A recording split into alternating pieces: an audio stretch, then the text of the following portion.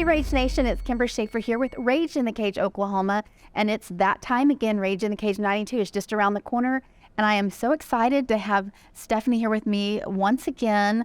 You have been so wonderful for Rage in the Cage. And you and I were just mentioning, I should say Pichilingue, Stephanie Pichilingue. I just call you Stephanie because we've gotten to know each other, but everybody out there may not know your last name. But we have known each other for at least 8 years now.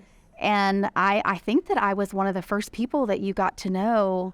Yep. You and Summer and Mike were like the first people in my MMA jiu-jitsu career. Yeah, and you met Diego at a Rage in the Cage event, didn't you? I met my husband at a Rage in the Cage. Everyone thinks that he brought me to MMA, but actually I was supposed to fight on the same night as him, and that's how we met.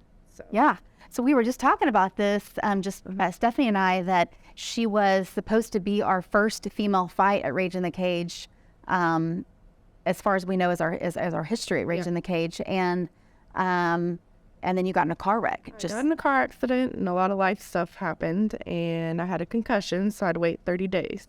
So you missed out on that opportunity, but you've always been there for Rage in the Cage. I love coming to Rage in the Cage and competing, and so it's fun. Wonderful. So you just had babies. Was it been a year? They are 15 months. I have twins, Maya and Luca. We call them Twinkies. And this is my first time in the cage since I've had them. So I'm super excited to be back. Oh, yay. Yeah, I'm back in the cage now. Wonderful. So this is a Brazilian Jiu-Jitsu super fight between you and I believe Sabrina Diarmond. Yes. Sabrina. She is a purple belt. So this will be a good challenge for me. My goal is to be a world champion, and the community of women is building finally. So I need to get all the matches I can. And luckily, I'm so thankful for you guys for giving me that opportunity to get that practice in. So excited.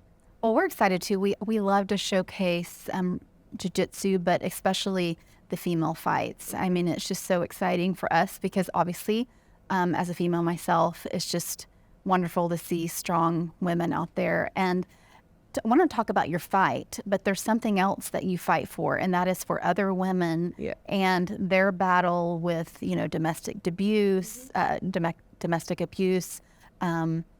other PTSD, things that women go through. So tell me a little bit about Forever Fighter, and how that got started. So I was in a very bad situation and in a bad relationship, and I wanted to learn how to defend myself, and I needed a change. I needed to better myself, and I went to a gym. It wasn't the best gym, but it was a start, and it just changed my life, and it brought me to a community that is my family now.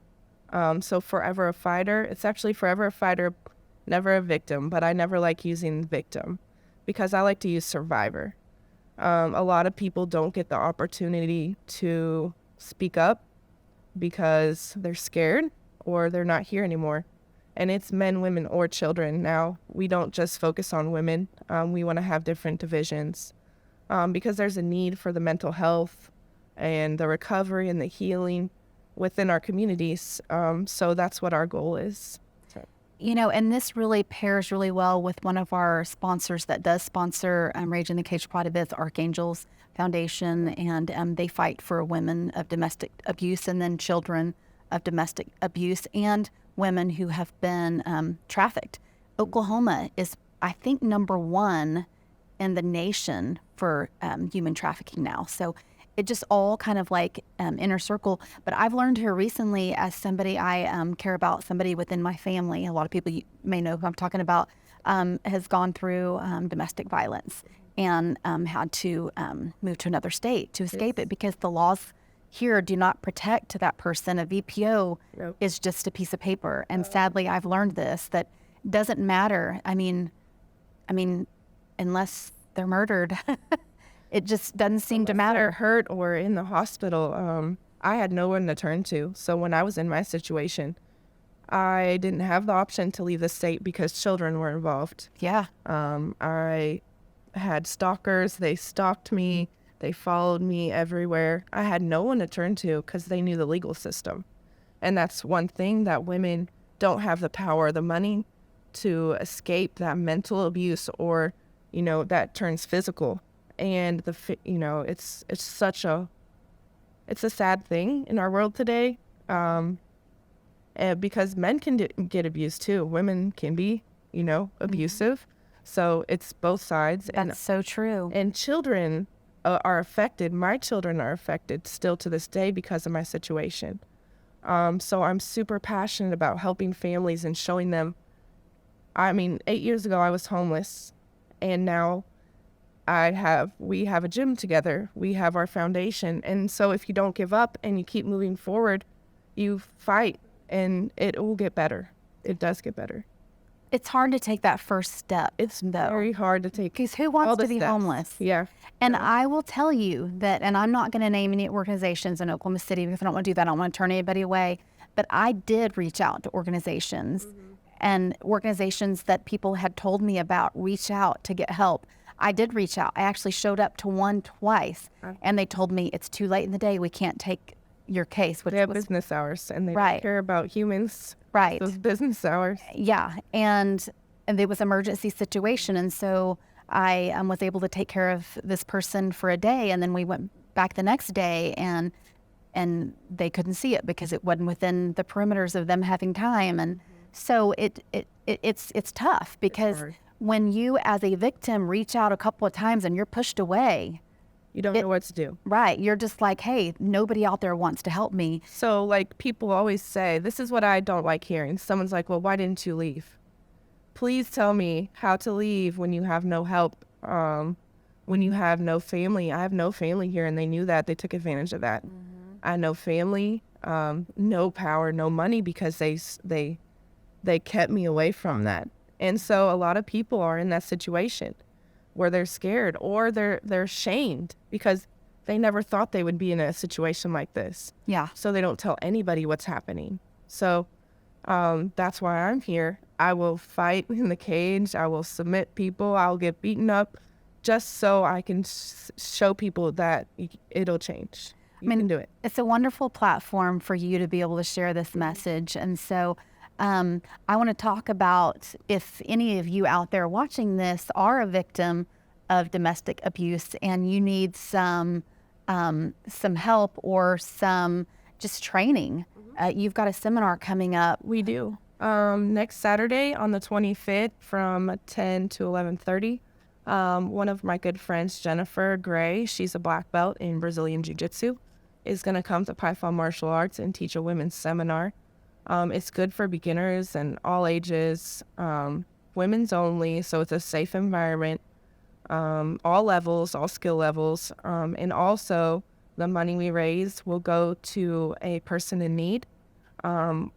She has a friend that is currently battling cancer, so all the funds we raise will go to not only Forever Fighter, but also to her friend in her time of need. So we would love to have all the women come out. It's definitely a win-win situation when it comes to that, because you're benefiting two wonderful organizations, but you're also getting the help you need. So, and I'm sure if there's somebody out there that can't afford to come for some reason, or they could just reach out to Forever Fighter and message me if you need any kind of help, and we will make it work. We'll figure it out, because I couldn't afford to train. So I've cleaned a lot of gyms or taught classes or cleaned toilets just to train, but I don't want anyone to do that. So just come to us and we'll get you in a gym that's safe near where you live, and if you want to come to the event, just let us know. Perfect. Well, I love that. I wanted to get that out of the way before we specifically talked about your fight, because I know the reason that you do this is because of all of that. So your history brought you to MMA. You got a husband out of this. I do. Got two beautiful twins. I love that. You have a gym. You're an overcomer. You have really come a long way, and it's such a great testament to what mixed martial arts can do for a person. It really is healing in a lot of ways. So your fight is coming up. I'm so excited. So you've been training. You started training pretty soon after having the twins, right? Probably too soon. I tried 7 weeks after. That didn't work. But yeah, so probably 12 weeks after I got a little more serious, because I guess when you have abdominal surgery, you're supposed to take a break, but I don't listen. So I'm just really passionate about what I do and helping others, and it helps me too mentally. I suffer PTSD, and I get triggers and I get flashbacks still to this day. And so my jujitsu helps me mentally. So You're military as well? Marine Corps, yep. Yeah. So I don't tell a lot of people that, but okay. Well, I don't know whether I was supposed to mention that, okay. but okay. It's just one of my like healing journeys too. My abuser would always put down my military career, even though I was in the military before him and he didn't really do a lot. But thank you for his service. But he would put down my military. He would tell me I didn't do anything. I'm just a woman Marine, so I have that in my head that I'm trying to get out through my jiu-jitsu and remember who I am. So, and I'm proud to say I am a Marine. It's just something that I'm new to bragging about now. I'm trying to brag on myself. Well, I am like completely impressed with you and so thankful that you served in that capacity, because it's not for everyone and not all of us can say that. So I'm so proud of you. So March 4th, back in the cage. How are you feeling about this? Feel like you're ready? So excited. I'm always ready, whether I'm not ready or ready. My last match was, I had pneumonia and I was pregnant with the twins and didn't know, against Kayla. So I'm ready to get back in the cage and have some fun and entertain everyone. That's what we're here for. So, well, sounds good. Well, we are so honored at Rage in the Cage to have you. Anything else that we didn't talk about that you want to mention to our Rage Nation fans? Just come to our matches. Come support your fighters. Most people assume that fighters are violent, but honestly, they're really fighting like themselves, and they're really good people. Most of them, there's always one, but just come out and support us.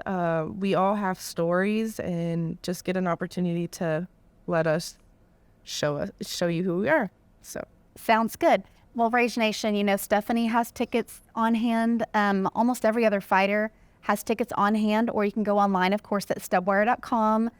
We normally have tickets at the door, although I am so proud to say that this will be the first event since Mike passed away that it's looking like a potential sellout. So I think it will be. I'm thinking so. I mean, I don't want to say that too soon, but you could say we're going to sell it out. But we're really hopeful that we'll be able to sell this event out. We've got quite a few tickets checked out to fighters. So, if everybody comes through, then, it's so important for Rage. We have a lot of plans to really take Mike's legacy to the next level and do something that he had wanted to do for a long time. And I don't want to give anything away, but we have some amazing plans in store. We can only get there if fans continue to support us. And I think they will. I think so. And it's not as easy. Mike was with the person that people were coming to see for so long. And we hope that even though he's not here, that they'll continue just to be behind all the rest of us as we continue to try to do this. So we have some great plans, and I don't want to go into too much detail yet, but I'm hoping within the next year we can really start building up to that. And as we have successful events where we're able to pay everything at the end of the day and then save up is when we can build on that. But I think people are going to be very pleasantly surprised at all that we have in store just for Rage 92. We're growing every event. I want to thank the guys behind the camera, Aiden and Stage, and then, Izzy. Oh my gosh, I am so thankful for this production crew that have come through and are doing some great things and have some great things planned for Rage in the Cage, because I know that I could not do this even without them. So thankful for those guys back there. Remember, March 4th, Rage 92, Stephanie is on the card. Lamont's here, about to do an interview on the card. Botello,